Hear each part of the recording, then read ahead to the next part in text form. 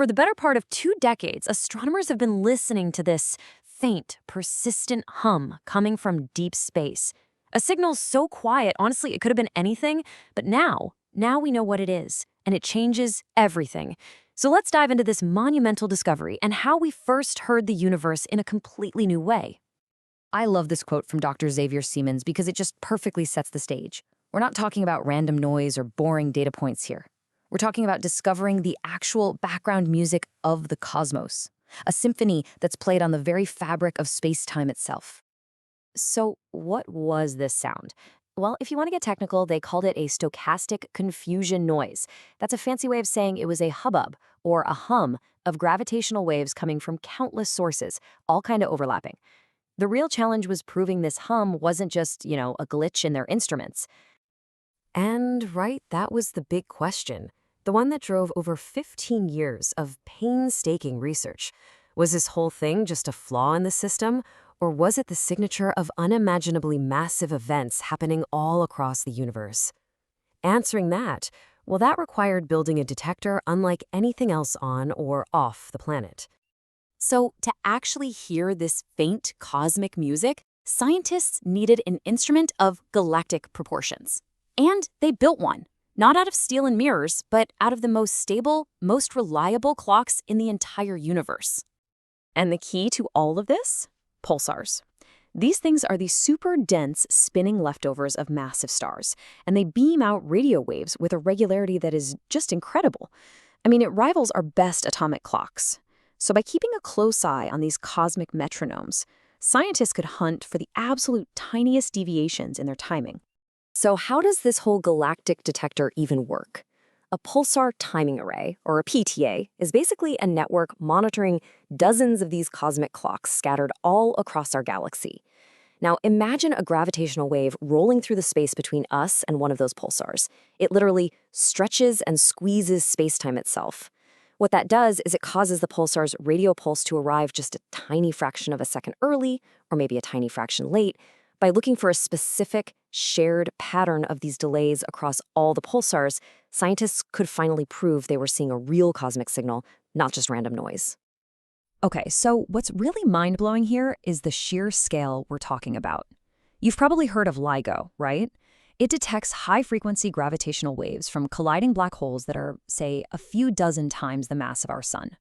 Think of LIGO as a short-arm detector. PTAs, on the other hand, are the ultimate long-arm detector. I mean, the arms are the distances to the pulsars themselves, thousands of light years long.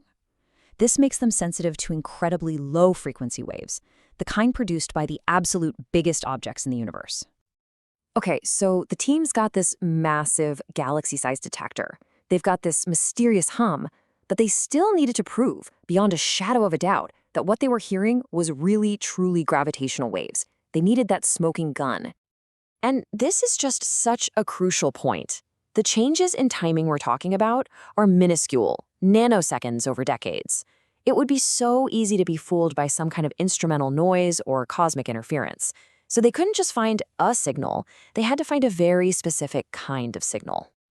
And as it turns out, that specific fingerprint had actually been predicted decades earlier. It's called the Hellings-Downs curve, and it describes the exact pattern of correlation you'd expect to see between pairs of pulsars, depending on how far apart they are in the sky. If they could find this specific curve in their data, that would be it. Definitive proof. For years, the signal was just too faint. The data was too noisy. But as they added more pulsars and collected more and more years of observations, a pattern slowly, very slowly began to emerge from the static.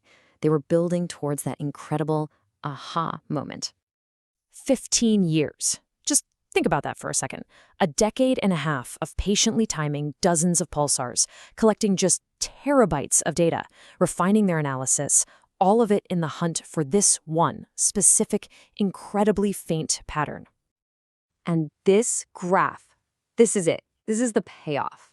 The blue dots you see, that's the actual correlations they measured between the pulsars.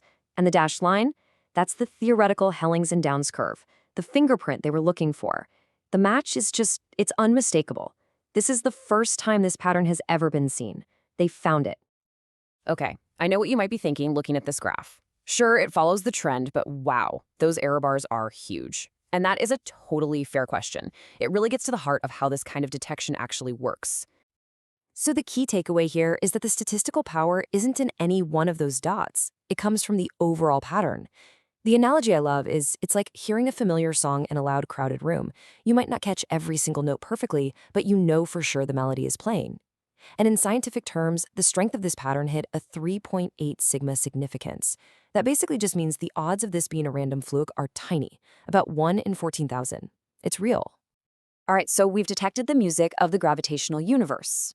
The next obvious question is, who's in the orchestra? What kind of colossal events could possibly be generating this constant low-frequency hum across the cosmos? Well, if you ask Dr. Stephen Taylor, who's the chair of the NANOGrav collaboration, the evidence points to one main suspect: pairs of the absolute biggest black holes in the universe, slowly spiraling in toward each other. Just try to picture this. When two galaxies merge, their central supermassive black holes are thought to eventually find each other and form a binary pair. The signal we're hearing isn't from just one of these pairs. No, it's the combined gravitational hubbub from hundreds of thousands, maybe even millions, of them all across the universe, all churning up space-time as they orbit each other. And the scale. It is just impossible to wrap your head around. We're talking about black holes that are hundreds of millions, sometimes up to 10 billion times the mass of our sun. These aren't just big black holes. They are the true titans of the cosmos. But here's where it gets really wild. Supermassive black holes might not be the whole story. This new gravitational window could reveal even more exotic physics. Maybe we're seeing these things called cosmic strings, tiny universe-spanning flaw left over from creation itself. Or maybe we're hearing the echoes of phase transitions, these moments right after the Big Bang when the entire universe changed its state. This hum could be the key to unlocking some of the deepest cosmic mysteries we have. And this quote just brings us right back to that powerful music metaphor. Right now, we're hearing the entire orchestra playing all at once, that background hum. But as our detectors get more sensitive and we listen for longer, the hope is that we'll be able to start picking out individual instruments from the noise, the distinct gravitational wave songs of specific supermassive black hole pairs. And that, for me, is the most profound part of all this. We've opened a new window, a new sense with which to experience the universe. For the very first time, we are hearing the deep bass notes of the cosmos. And so the question that's going to drive the next decade of astronomy is, what incredible solo performances are just waiting out there to be heard?